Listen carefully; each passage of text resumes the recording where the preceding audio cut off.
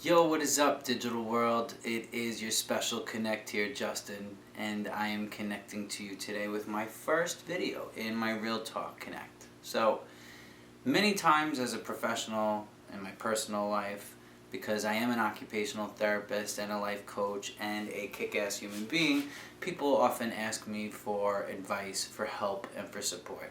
So when I decided to develop Special Connects, one of the areas I wanted to have was a Real Talk Connect so that I could really reach out to people and give them some suggestions in ways to help them improve their life, just based on science, based on the research, based on personal experiences, based on my clinical experiences.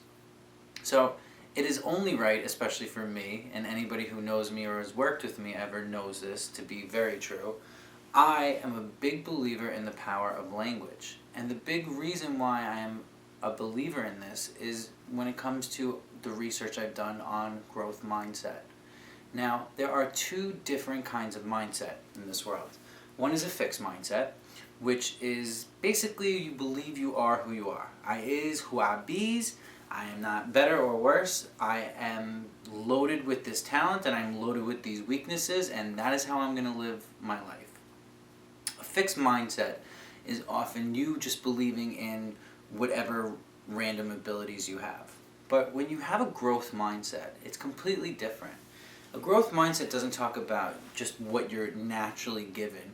It talks about achieving things based on your ability to believe that you can do them eventually. And that is so important in our life, because the one thing I talk about in my lectures when I go across the country is about the power of perception, right? The power of language and the power of our memory. Now, this is really important for anybody to understand. We are really just all a collection of our perception and our memory. And that is really what our lives are on a day-to-day basis. This is why I find it, especially as an occupational therapist, so important to work with my clients, my students, and even my level 2 fieldwork students on the power of their own language. Now, the message I really want to get across today in this Real Talk Connect is about one word in particular. Again, anybody who's worked with me knows and cringes when they're around me and they say this word, because they know the reaction they're going to get out of me. And that word is can't. My friends, can't is a curse. Be very mindful when you're in the school-based setting of using that as the C word, because that's certainly not the C word as we all know. But can't is a curse, and many times it's just not honest language. It's lazy language. But that lazy language is making us crippled in the sense that we're not achieving what we want in life because we already go into whatever task that is a challenge to us as I can't do that. And I say this all the time. As soon as you say can't, you eliminate the option of being able to achieve it. And I don't think that that is right.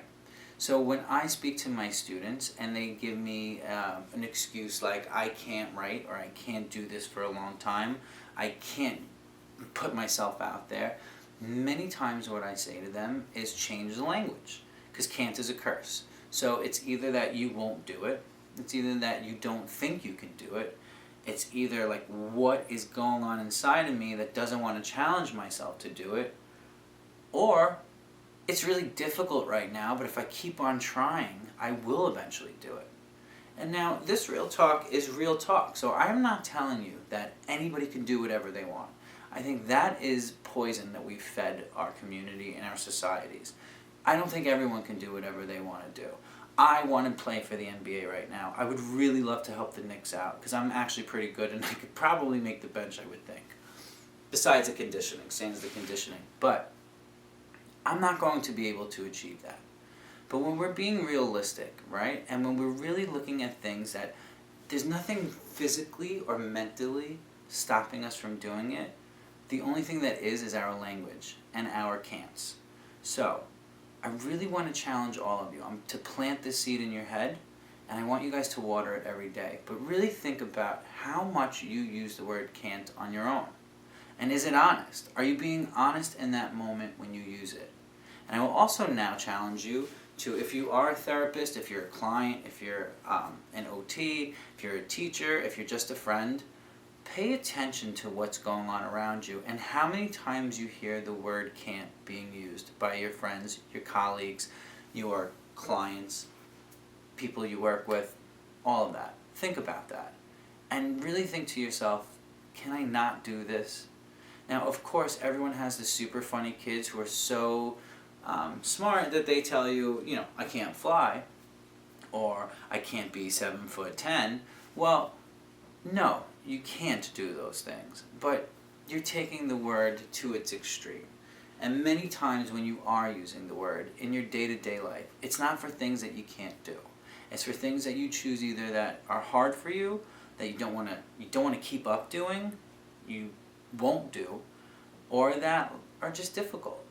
And once you start changing the language, it helps your perception of the task before you. Whatever that task is, whether it's a social task, a personal task, a work task, anything. So, my friends, I hope you appreciated this real talk. I hope that I planted that seed and that you go home and water it every single day, because can't is a curse, and don't use it. Alright? So, again, thank you for listening to me. If you like what you're hearing, please subscribe, all that stuff. Whether you do or not, I'm still going to try to make some content to help out this planet. And again, work on myself. So, with that being said, you work on yourself. Work on being good to yourself and to others, and so that you can be a special connect, like I hope to be to you. Alright? Peace out, world.